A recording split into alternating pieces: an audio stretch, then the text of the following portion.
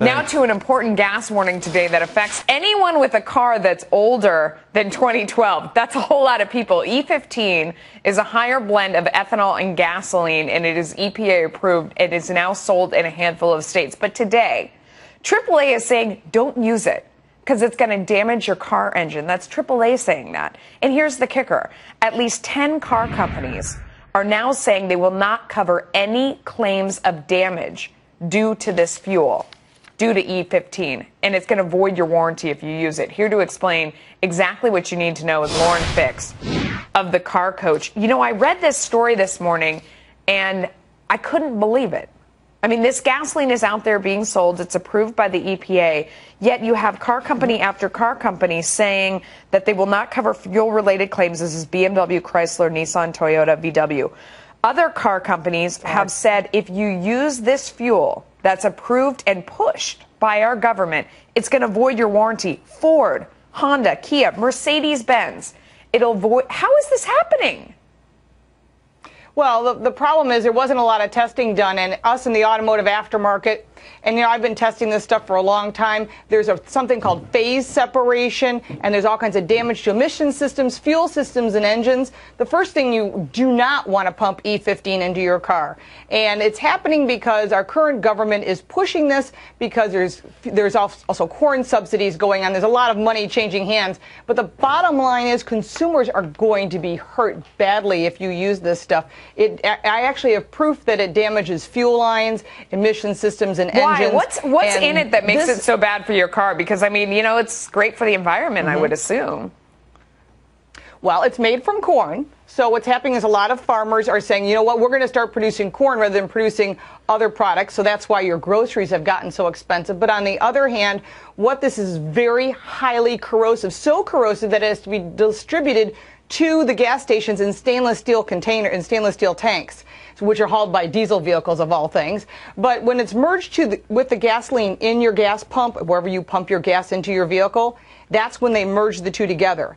And what happens is so bad is it's something called phase separation, where the ethanol is actually heavier and goes to the bottom of the tank. So now your vehicle, whether it's running on E10, which is at every gas station now, which is mandatory, or E15, which they'd love to shove down our throats, and I'll tell you what happens is it starts off with the separation. Your gas tank is now drawing just the ethanol. So it destroys fuel systems. And I have proof because I've talked to companies that manufacture fuel lines. They've got brand new vehicles with rotted out fuel systems. Wow. And they have to produce product that they shouldn't be. Emission system. And then when the ethanol's gone, the gasoline is being drawn. Here's the interesting part. It's made 3 octane levels lower. And what that means is 87 octane is really 84 octane, and that damages your engine because it detonates. These are really serious factors. No, and I really wish that before they think so short-sightedly, they look at what the big picture is. This is very confusing. I mean, I've covered this industry for a long time, and I still, when we were looking at this story in the meeting, was like, what is the difference between E85 and E15? I don't understand these different fuels that are out there, and I'm somebody who follows this, so I can't imagine for the average person that's pulling into their gas station and they see these things. So tell me, E85 is a blend that is only used in flex fuel vehicles, right?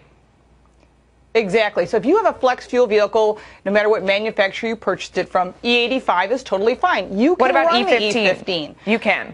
Right. You can run E15, which is 15% ethanol, or E85, which is 85% ethanol with only 15% gasoline. But that's fine for the few flex fuel cars that are out there. For everything else, including these manufacturers that say, you know what, you use it, you void our warranty, it's really important to know that it actually will damage your vehicle, and they know it. It actually destroys gaskets, too, because of the corrosiveness of ethanol on its own. So when you're looking at gas and you're thinking, well, I'll save a few pennies, I'll buy the E15, in reality, it's going to cost you hundreds, possibly thousands of dollars down the road, because you're going to have to pay for those repairs. No one's going to cover that. And you can't blame this on evil people who hate the environment. I mean, this is AAA out there issuing this warning. I mean, you can't say that this is a conspiracy of some type against farmers, against the fuel industry, whatever it is. It's AAA has come out. Now, what is the EPA's response to all this at this time? Well, the EPA claims that they've done all this testing and that it's impossible to do years of testing in months. They said they've done all this testing and they claim there's no difference. Well, here's the other difference that's going to affect your pocketbook, because the truth is AAA is trying to help people. And I don't work for AAA. Actually, I work for AOL Autos. So, I mean, we're totally opposing to each other. But the fact is that when you're looking at the cost of what it costs you, there's less than 1/3 energy per gallon of gasoline that has ethanol in it than regular gasoline that didn't have ethanol in it. So what does that mean to you? You're filling up at the pump more often. It's costing you the same amount of money, and you get to pay the damages that happen to your engine. No, it's really true. And if you look at AAA's website, they do normalize for how many miles you're actually going to get out of the gas. So you can see what it really costs, because it's deceptive when you see it up there.